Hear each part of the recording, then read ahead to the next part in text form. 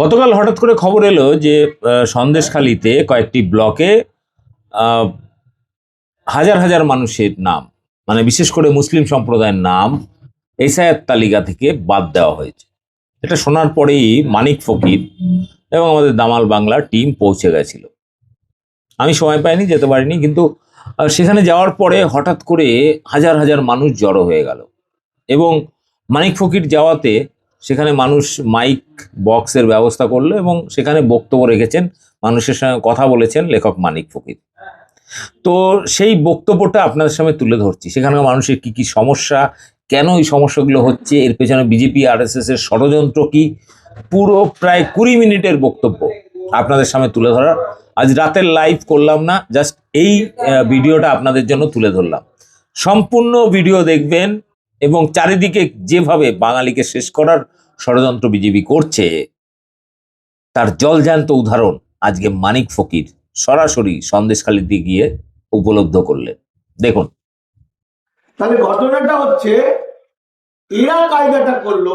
এবার এই এই এই ঘটনাটা ঘটানোর জন্য ওরা কিন্তু হাজার হাজার কোটি টাকা খরচ করেছে। আমরা হিন্দুদের মধ্যে বেঈমান দেখেছি, মুসলমানদের মধ্যে তো বেঈমান দেখতে পাইনি, লুকিয়ে আছে, স্লিপার সেল বলে, ঘুমিয়ে আছে। আপনারা বুঝতে পারবেন না, বুঝতে পারছেন কথাটা? বলো তো, মুসলমানদের বিপদের দিনে বিপদে ফেলাটাও একটা কৌশল। রাষ্ট্রবাদী মুসলমান বলে একটা কথা শোনা যাচ্ছে, মানে রাষ্ট্রবাদী মুসলমান মানে বিজেপি যা বলবে সেটা শুনবে, সেটাকে বলা হয় রাষ্ট্রবাদী মুসলমান। যেমন আরামবাগের শফিকুল, বুঝে গেল, আরামবাগ টিভি। যাই হোক, সেটা পরের প্রশ্ন। তো এখন ওরা খুব কম করে হলেও আরো 1 কোটি মুসলমানদের বেনাগরিক করবে প্ল্যান। আপনারা জানেন বিহারে 325 জন বেনাগরিককে ধরতে 83 লাখ মানুষের ভোটার তালিকা থেকে বাদ দিয়ে গেছে। তার মধ্যে মুসলমান মহিলা হচ্ছে 22 লাখ। আমরা কিন্তু সেগুলো জেনেও পশ্চিমবঙ্গে এসআইআর করতে দিয়েছি, এটা অপরাধ। আমরা বলছি বারবার, দামাল বাংলা, আমাদের সংগঠনের নাম দামাল বাংলা, দলিত আদিবাসী আন্দোলন মাইনরিটি লীগ, মাইনরিটি আন্দোলন লীগ। আমরা বারবার বলছি আগে বিহারের মানুষগুলোকে ফিরিয়ে দিক, তারপর পশ্চিমবঙ্গে করতে পারবে। কিন্তু ওরা সেটা শোনেনি, সবাই শুনলো না, সবাই করতে দিল। এটার ফলে পশ্চিমবঙ্গে অসংখ্য মুসলমান বাতিল হবে, অসংখ্য, সীমাহীন। এই যেটা আপনাদের এখানে যেটা দেখা গেল, এত ভূত, মানে এই 4 পাতার লিস্টের সবাইকে দেখাচ্ছে মরা, কিন্তু সবাই জীবিত। এটা এখানে কত কত আছে, এই লিস্টটাতে আছে ধরুন 169, 88, 156, মানে প্রায় 400 মতো হবে। এই 400 মানুষকে কিন্তু ওরা মৃত বলে চালিয়ে দিয়েছে। আর আমি যে কারণে চলে এলাম, আমাকে ফোন করলো ভাই, ফোন করার পরে, ইলিয়াস ফোন করার পরে আমাকে একটা ডকুমেন্ট পাঠালো। আমি বললাম সর্বনাশ, ডকুমেন্টটা হচ্ছে প্রায় 1500 জন, তাই তো? ছোট্ট একটু জায়গা, 1500 জন, তাকে বলছে বেনাগরিক করা হচ্ছে। ভাবুন, সে নাগরিক নয় বলছে। এখন বিষয়টা কারা করেছে? এটা কি নির্বাচন কমিশন কি করলো, বিএলও ভাইরা করলো? না, এইটা করেছে আপনাদের এখানকার কাছাকাছির কোন বিজেপির লোক। বিজেপি থেকে ওরা আপনাদের নামে কমপ্লেন করেছে যে এরা সব মৃত, এরা সব বেনাগরিক, মানে বাংলাদেশ থেকে এসছে। সেইটা ওই পুরোপুরি ওই প্রিন্ট করে নির্বাচন কমিশনের কাগজে পাঠানো হয়েছে। মারাত্মক বিষয় হচ্ছে যে এই 1500টা মানুষকে ডিভোটার করা হয়েছে। ডিভোটার মানে আসামে যে 19 লক্ষ মানুষ ডিভোটার, এনআরসি ছুট, তাকে কোর্টে গিয়ে প্রমাণ করতে হচ্ছে আমি নাগরিক, তাই তো? এখানেও কিন্তু যতজনকে সন্দেহের তালিকায় তুলেছে ততজনকেই কিন্তু প্রমাণ দিতে হবে আমি নাগরিক, প্রমাণ দিতে হবে। পরশুদিন আমরা কি দিয়ে ভাত খেয়েছি মনে করা খুব কঠিন, অনেকটা ভাবতে হয়। তাহলে নাগরিক প্রমাণ দেওয়ার মতো পৃথিবীতে কোনো কঠিন কাজ নেই, এত কঠিন।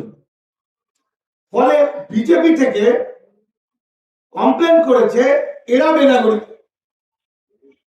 আবার বলছে বিএলও সাহেব যদি লিখে দেয় তাহলে নাকি নাগরিক হয়ে যাবে। এরকম আইন ভারতে নেই। গুলি যখন ছেড়ে দিয়েছে একবার, সেই গুলি ফিরিয়ে নিতে পারবে না। কারণ নির্বাচন নাগরিক বিষয়টা মিনিস্ট্রি অফ হোমের, স্বরাষ্ট্র দপ্তরের বিষয়।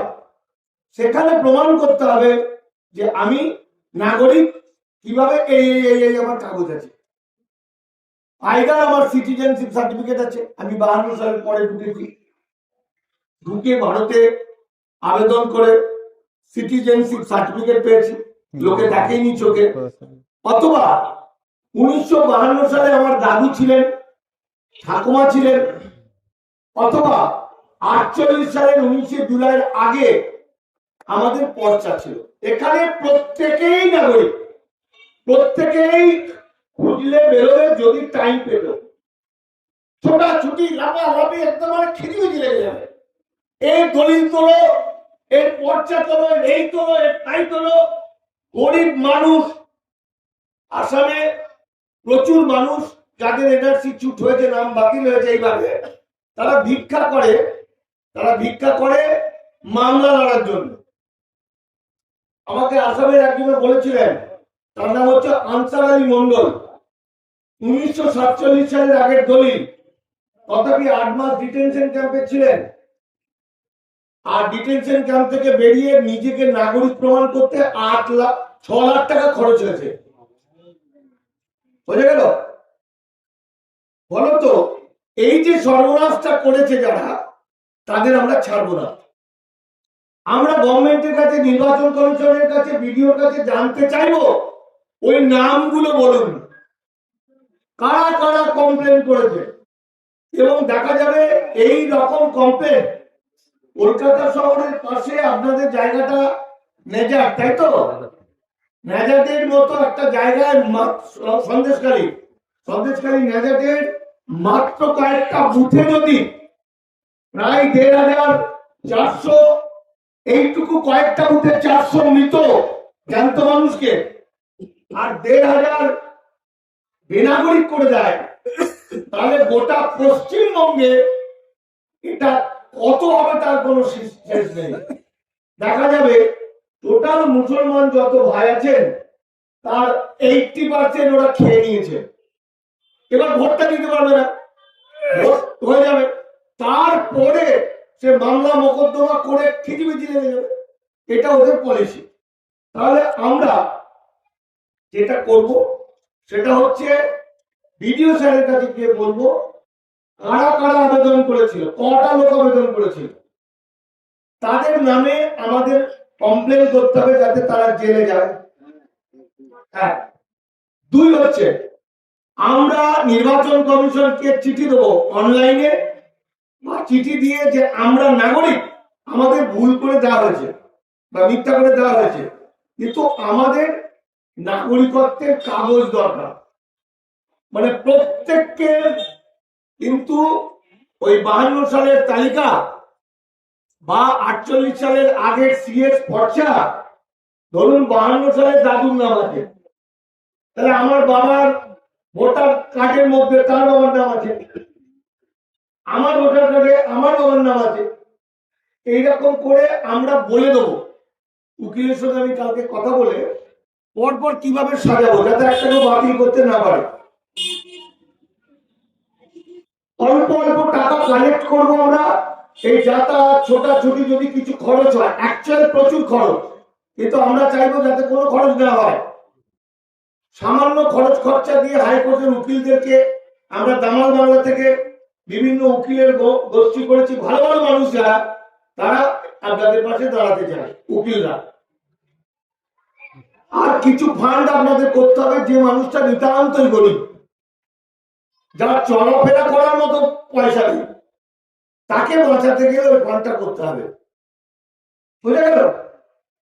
তাহলে এক হচ্ছে যাদের যাদের নাম বাতিল করেছে তারা আবার একটা চিঠি দেবে। নিয়ম হচ্ছে বাতিল করলে চিঠি দিয়ে বাতিল করতে হবে। যারা চিঠি পাননি তারা অনলাইনে বা লিখিত ভাবে জানাতে হবে যে আমার নামে মিথ্যা কমপ্লেন হয়েছে, এই আমার ডকুমেন্ট, তার সঙ্গে ডকুমেন্ট গুলো দিয়ে দিতে হবে। প্রতিটি ডকুমেন্ট সার্টিফাইড কপি চাই।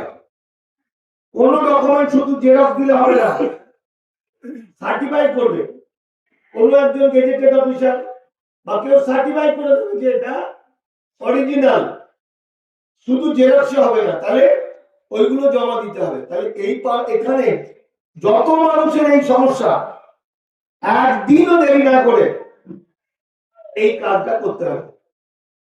আর আমরা যেটা করব সে দেখুন, আমরা দামাল বাংলা বলি, দলিত আদিবাসী মাইনরিটি আন্দোলন লীগ, ভারতবর্ষে প্রথম আমরা বলি এই ঘটনাটা যে এই হতে চলেছে। আমাদের কেউ বিশ্বাস করেছে, কেউ করেনি। কিন্তু কলকাতা শহরের বুদ্ধিজীবীরা আমাদেরকে পাত্তা দেয় না। ওরা আইনটাও ঠিক জানে না, বেশি মরবে। তো গ্রামগঞ্জের কোটি কোটি মানুষ আমাদেরকে ভালোবাসে বলে আমরা এই কাজটা নিয়ে প্রথম আমরা শুরু করছি। আমরা শাখা হুগলি জেলায় খালি শাখা আছে, এই গ্রামের থেকেও আমরা স্টার্ট করছি। কোর্ট কাছারি করে হাইকোর্টের কিছু উকিলকে একসঙ্গে নিয়ে কিভাবে একটা মানুষও যাতে বাতিল না হয় তার চেষ্টা আমাদের কাল পরশু থেকেই আরম্ভ করে দিতে হবে। আমি আগামীকালকে কোর্টের উকিলদের সঙ্গে আলোচনা করে দেবো, ফোন করে নিয়ে আর সামনে গিয়ে আলোচনা করে দেবো যে কিভাবে উপায়টা হবে, আবেদনগুলো করা হবে। আর বিডিও সাহেবের কাছে একদিন যেতে হবে, 2-4 দিনের মধ্যে দল বেঁধে। আমরা চাইলে কলকাতা নির্বাচন কমিশনও ঘেরাও করতে পারি। আপনারা যদি চান আমরা নির্বাচন কমিশনে গিয়ে বলতে পারি যে এই ম্যাজিকটা কি করে হলো, এতে বাঁচার ব্যবস্থা তোমাদের করতে হবে। আমরা এইসব বলে আমি নির্বাচন কমিশন বা বিডিও যদি বলে আমরা সব ঠিক করে দেবো, হয় না। আইনটা বলছে না। আইন বলছে কোন মানুষকে যদি নাগরিকত্ব প্রমাণ দিতে হয় তাকে নাগরিকত্বের ডকুমেন্ট গুলো প্রমাণ দিতে হবে। যেখানে বলছে ভোটার কার্ড নাগরিকত্বের প্রমাণ নয়, আধার কার্ড নাগরিকত্বের প্রমাণ নয়, রেশন কার্ড নাগরিকত্বের প্রমাণ নয়, পাসপোর্ট নাগরিকত্বের প্রমাণ নয়, তাহলে গরিব মানুষ কি দেবে? তাহলে গরিব মানুষকে দিতে গেলে ওই বললাম 1948 সালের আগে সিএস পর্চা তুলতে হবে। যদি 52-তে ভোটার তালিকায় নাম না থাকে, যদি 52 ভোটার তালিকায় নাম থাকে, আপনারা যে নামগুলো আমাদের দেবেন, আমি ঝটঝট করে আমার অফিসে আমাদের দামাল বাংলার ছেলেরা আপনাদের সব 52 বের করে দেবে। আপনারা আমাকে লিস্ট দেবেন, সেই লিস্ট অনুযায়ী 52 আমরা বের করে নেবো। 52 বের করে নেওয়ার পর সেই 52 আপাতত যদি সার্টিফাইড কপি তোলা না যায় একটা অ্যাপ্লাই করে দিতে হবে, এবং সেই কাগজটা দরকার 52 কাগজ।